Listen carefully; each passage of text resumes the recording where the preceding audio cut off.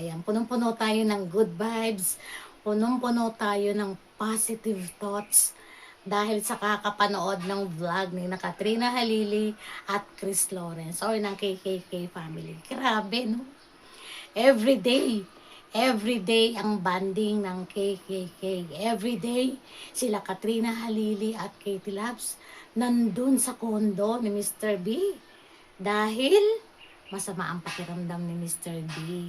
Hindi naman natin pinapanalangin ha, pero parang nakaganda yung pagkakasakit ni Mr. B, di ba? Everyday nandun si Kat. Dinadala ng pagkain, ipinagluluto, inaalagaan, inaasikaso, talagang ipinapakita yung kanyang tunay na concern dun sa taong mahal niya. Ano pa ba yung hahanapin natin, mga my loves? Huwag na kayong magtanong kung nagkabalikan ba, kung nililigawan ba. Eto na yun. Nandun na sila dun sa estadong nagkikare sa isa't isa. Nakikita mo yung pagmamahal na isa't isa. Yung pag-aalaga, yung concern, lahat. Di ba? O, nabalita niyo naman na ibinili na ni Mr. B, si Miss B ng family van. Di ba? Yun nang galing sila sa Silang Cavite. Noon, nila kinuha yung van. Pero wala pa yata dun sa kanilang sa mga vlogs, no? Siguro soon.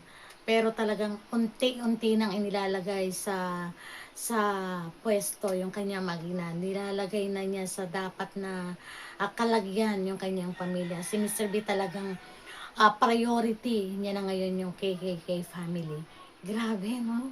Everyday, nandun yung kanyang loves. At ang daming happiness. Grabe. Talagang tunay yung sinasabi ng mga fans dun sa meet and greet nila na talagang himala ang KKK family.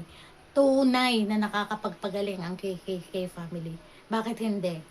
Yung mga may depression, patunay yan ha ng mga fans. Yung may mga depression, yung may mga psoriasis o kung ano pa man, yung may mga anxiety, gumaling. Bakit hindi? Matanong nyo mga bestie, mga my loves. Kasi pag maganda yung thoughts mo, maganda yung loob mo dahil nanonood ka ng magagandang content, yung hindi nakaka-harim-harim, yung hindi nakaka-stress, yung hindi nakaka-high blood, abay talagang gagaling ka. Kung araw-araw mapapanood mo ang content nila na naglalambingan, na kinikilig ka, na kahit mag-isa ka, tumatawa ka, napapangiti ka, na para kang baliw. Okay lang yun, di baling mabaliw sa kilig, di ba? Kesa mabaliw ka sa kakapanood ng mga nakaka-stress na balita online. Grabe, manood ka ng balita, wala pang 10 segundo sigurado high blood ka na.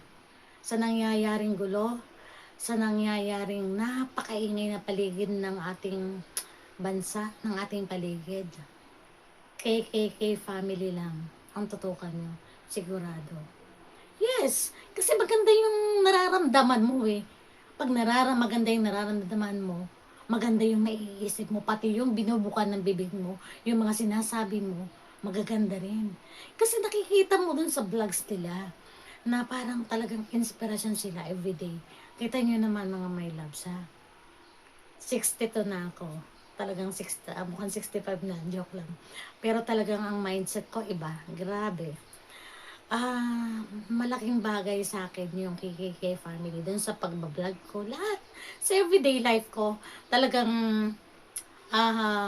isinasama ko na sa routine ko yung panonood ng vlogs nila. Kasi talagang na-inspire ako.